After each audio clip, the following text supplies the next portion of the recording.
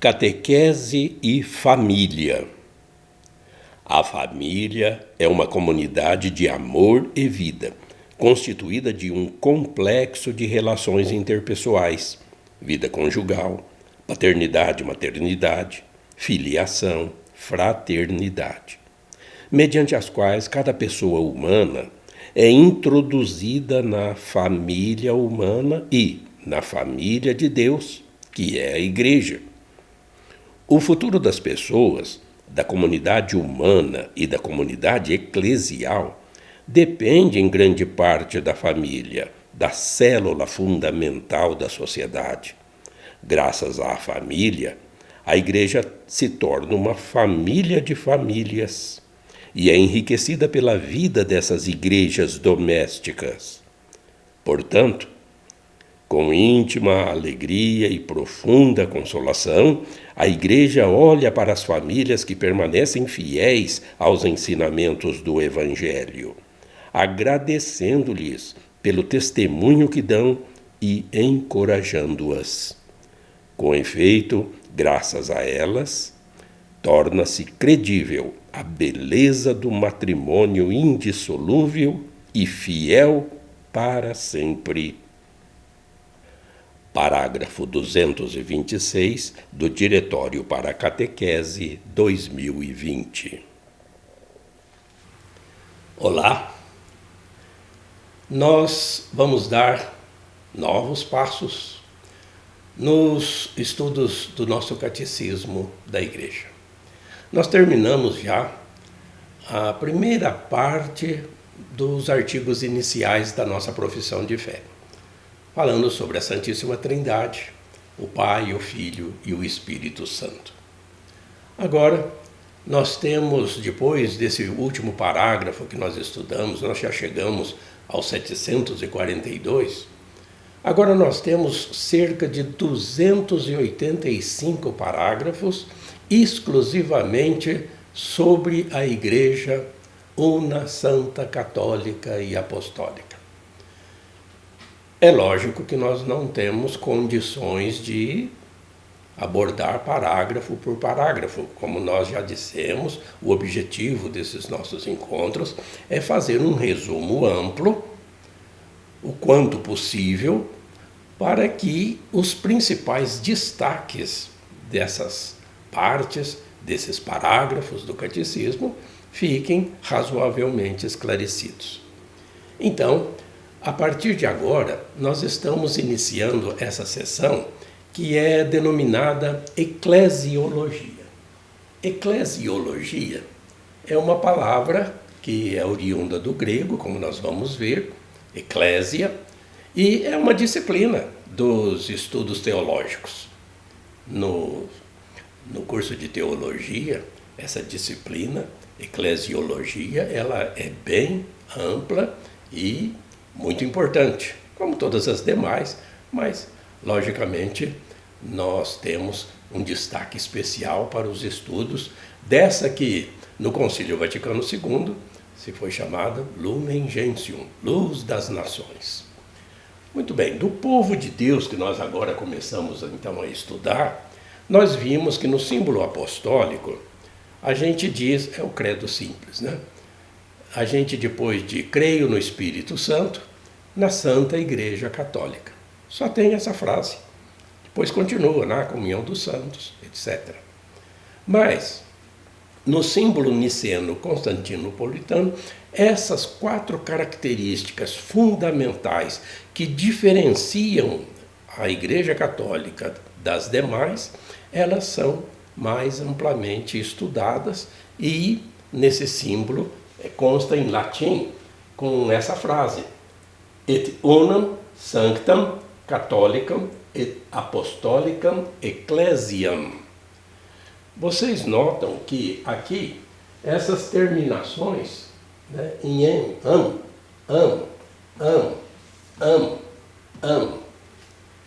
que é o acusativo, objeto direto, como a gente diz em português.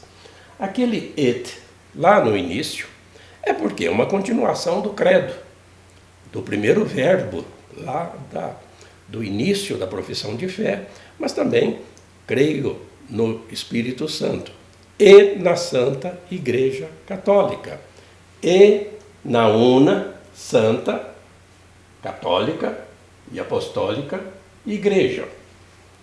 Em latim, às vezes as palavras mudam de lugar, mas é assim que a gente reza no Niceno Constantinopolitano. Creio na Igreja Una, Santa, Católica e Apostólica. E é sobre essas 4 características que nós precisamos discorrer a partir de agora, com muita calma, mas é muito importante a gente conhecer o povo de Deus ao qual nós pertencemos. É bom esclarecer desde o início. A gente vai para o céu sozinho? Sozinho ninguém vai. Só tem um jeito de ir para o céu depois da vida terrena. Não adianta debater, discutir, a verdade é essa.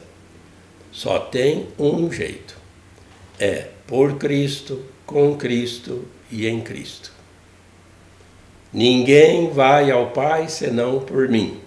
Sempre nós vamos estar repetindo esse versículo 6 do capítulo 14 do Evangelho de João. E Cristo e a sua igreja caminham juntos. A igreja está em Cristo, Cristo está na igreja, e é com esse povo que nós vamos ao céu. Com Cristo, por Cristo e em Cristo, e com o povo de Deus.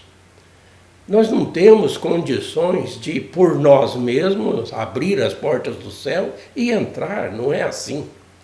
Então nós precisamos conhecer esse povo, do qual nós dependemos também para a nossa salvação. É de sumo interesse de cada pessoa conhecer bem a igreja, o que ela propõe, o que ela quer. Apesar que a resposta é fácil, ela quer a felicidade de cada pessoa, porque é isso que Deus quer. Uma felicidade total, imensa, porque a gente vai participar da divindade, vamos participar da casa de Deus, um paraíso de delícias, eternamente sem fim. Então vamos lá, né, que a gente já tem o artigo 740, o parágrafo 748 sobre a igreja, que é o inicial desses estudos, desses que eu citei 285 parágrafos, é aqui que começa. Mas a gente vai então, né, aos poucos, fazendo um resumo de todos eles. Leia comigo. Creio na Santa Igreja Católica. Sendo Cristo a luz dos povos, este sacrossanto sínodo, congregado no Espírito Santo, deseja ardentemente anunciar o Evangelho a toda criatura e iluminar todos os homens com a claridade de Cristo que resplandece na face da Igreja. Vocês vejam que tem um númerozinho aqui, né, o 120, que é a situação que nós vamos falar, então, continuando a ler. Com essas palavras, começa a Constituição Dogmática sobre a Igreja do Concílio Vaticano II. Com isso, o concílio mostra que o artigo de fé sobre a Igreja depende inteiramente dos artigos concernentes a Cristo Jesus. A Igreja não tem outra luz senão a de Cristo. Segundo uma imagem cara aos padres da Igreja, ela é comparável à lua, cuja luz toda é reflexo do sol. Cristo, nós dependemos de Cristo, e Cristo forma o seu corpo místico com todas as pessoas de boa vontade que querem a salvação que Ele nos oferece. Praticamente gratuita. como a gente sempre lembra, Deus não precisa ser mais feliz. Ele já é totalmente feliz, infinitamente feliz. Mas essa felicidade infinita, Ele quer compartilhar com aqueles que aceitarem o seu convite. Agora, crer na igreja, crer em Jesus Cristo, não é obrigado, não. Deus respeita, sempre se diz isso, a liberdade de cada pessoa, o livre-arbítrio. Se ela acha que não deve acreditar em Jesus Cristo, ela vai ter consequências por essa decisão. Se ela resolve não acreditar na igreja, a decisão é dela. Mas nós que queremos crer, nós que queremos agradecer esse convite, nós vamos procurar saber, então, o que é a igreja? Como que é? Que a gente tem que fazer para pertencer a esse povo que caminha com Cristo, por Cristo e em Cristo, rumo à felicidade eterna? E aqui nós vimos que essa constituição dogmática sobre a igreja, Lumen Gentium, né, ela é cristalina na sua declaração. O Espírito Santo e Jesus Cristo, a Santíssima Trindade, ilumina todas as pessoas com a sua claridade. Ou seja, a conclusão aqui desse parágrafo, nós não temos o exemplo da lua, a lua que brilha majestosamente, a lua cheia, que ilumina o globo terrestre. É com a luz dela? Não. A lua não tem luz própria. É o sol que ilumina a lua, pela sua areia, né, pela sua constituição na superfície, reflete para a terra a claridade do sol. E é a imagem da pessoa, porque nós não temos também luz própria, nós não temos santidade, nós não temos méritos. Nós precisamos do reflexo da santidade de Deus para sermos santificados. Vamos estudar isso ainda na comunhão dos santos, que é o próximo assunto depois da eclesiologia. Mas, se a gente ficar fora desse povo de Deus, a gente já está tomando uma decisão insensata. O que é insensatez? O in é uma preposição de negação. Senso significa sentido, razão, saber, juízo. Insensato, uma pessoa sem senso, sem juízo. Porque só pode ser sem juízo uma pessoa que recusa um convite de Deus que só quer o nosso bem e a nossa felicidade eterna. O próximo parágrafo 751. Leia comigo. A igreja, no desígnio de Deus, as denominações e as imagens da igreja. A palavra igreja, eclésia, do grego ekalen, chamar fora, significa convocação. Designa assembleias do povo.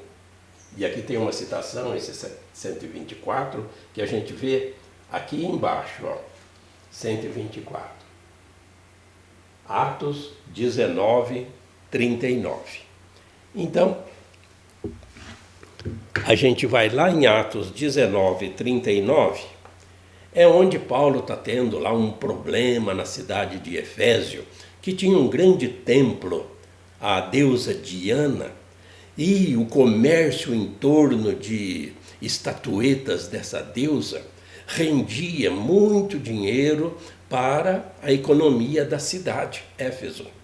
Muitos artesãos então se revoltaram contra Paulo e seus discípulos, que estavam pregando ali o cristianismo, né? Jesus Cristo, Deus, e os artesãos ficaram preocupadíssimos com essa nova religião que Paulo pregava, e houve então um grande tumulto na cidade devido a esses artesãos, essas pessoas que não queriam perder as suas economias, que eram provenientes desse culto à deusa Diana. E então tem um certo momento, que é desse versículo 39, que a pessoa lá que está falando para os artesãos diz o seguinte: se houver qualquer outra questão, será resolvida em assembleia legal. Então, veja que, como o Novo Testamento é escrito em grego, e aqui nessa tradução da Bíblia se fala em assembleia, o texto em grego está aqui, eu cerquei aqui com esses pontinhos azuis, né? Para que vocês vejam em grego que eclesia, que foi traduzido na Bíblia por assembleia. Então, a palavra igreja, eclesiologia, tem esse sentido de assembleia. Continuemos.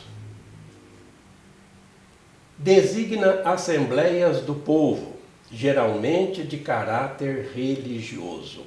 É o termo frequentemente usado no Antigo Testamento grego para a assembleia do povo eleito diante de Deus, sobretudo para a assembleia do Sinai, onde Israel recebeu a lei e foi constituído por Deus como seu povo santo. Ao se denominar igreja, a primeira comunidade dos que acreditavam em Cristo se reconhece herdeira dessa assembleia. Então, a gente vê que aqui também tem uma citação desse povo reunido por Deus com Moisés, porque Deus está fazendo uma nova aliança com esse povo. Lá em Êxodo, é no versículo 7 que a gente encontra essa citação. Moisés veio e convocou os anciãos do povo. Convocação. Como nós vimos, esse povo é convocado por Deus. Todo o capítulo 19, do Êxodo fala dessa assembleia, desse povo de Deus. É Deus quem toma a iniciativa de formar esse povo e convida-nos a adentrar, todos nós. Jesus Cristo também institui essa igreja como herdeira dessa assembleia. Os apóstolos reconheceram isso, herdeiros desse povo de Deus. O cristianismo se formou assim e nós pertencemos a este povo. Então, está aqui a explicação inicial do termo eclésia, em grego ali, eclesia. Continuemos. Nós temos agora, por fim, hoje, o parágrafo 752. Leia comigo. Na linguagem cristã, a palavra igreja designa a assembleia litúrgica, mas também a comunidade local, ou toda a comunidade universal dos crentes. Esses três significados são inseparáveis. A igreja é o povo de Deus, É o povo que Deus reúne no mundo inteiro. Existe nas comunidades locais e se realiza como assembleia litúrgica, sobretudo eucarística. Ela vive da palavra e do corpo de Cristo e se torna assim ela mesma, corpo de Cristo. Isso é muito desenvolvido nas cartas paulinas. Nós temos aqui citações a 126, a 127.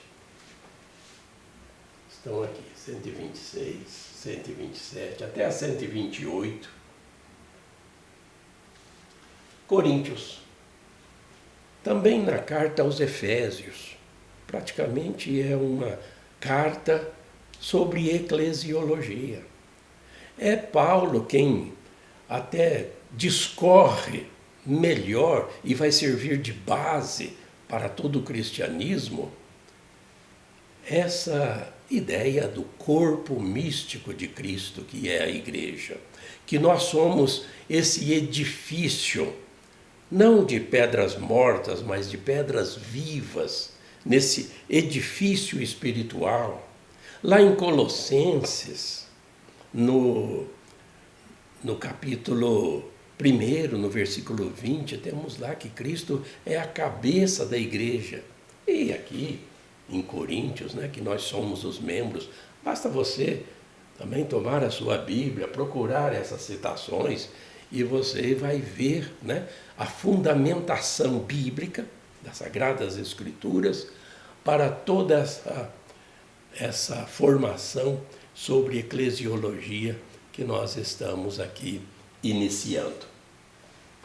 Então, logo de início, a gente entende que o povo de Deus, essa assembleia, é uma convocação e ela tanto se diz uma assembleia litúrgica, a celebração dos sacramentos, como também a comunidade local, a comunidade de bairro, de setor, a igreja ali presente. Nós temos ainda outros exemplos, né, para outras alegorias mais para frente, para ir mostrando essa ideia da igreja presente no mundo inteiro.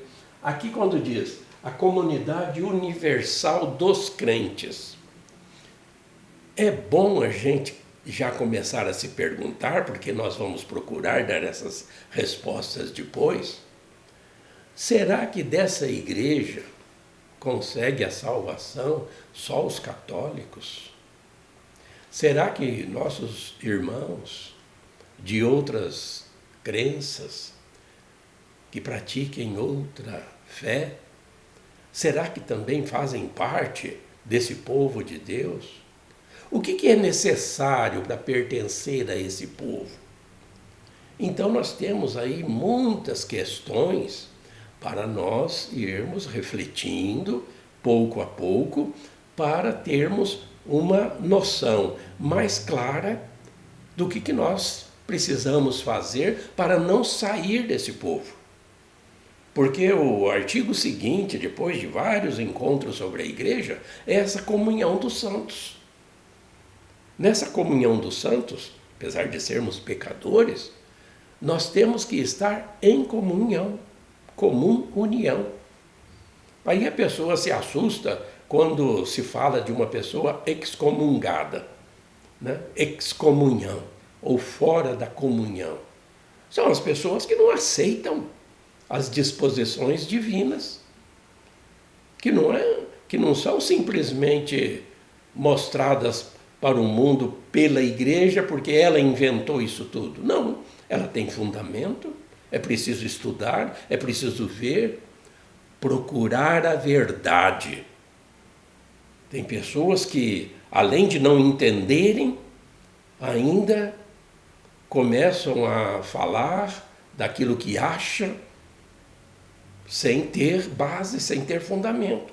Ela acha, ela crê assim, mas não procurou saber os porquês, os motivos, em que se fundamenta. A igreja não fala por si mesma, como nós vimos. Ela reflete aquilo que ela recebe. Ela não cria, ela não tem luz própria. Ela irradia as mensagens que ela recebeu e com a missão de passar para frente, de geração em geração.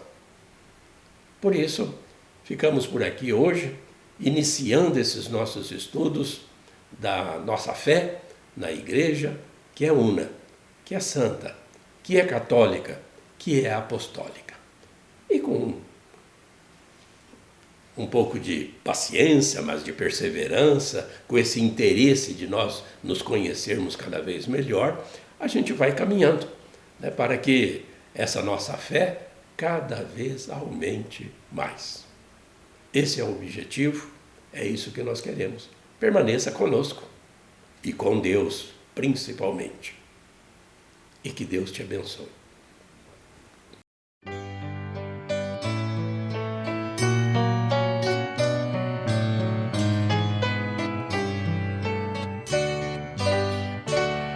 A fé é compromisso que é preciso reparar.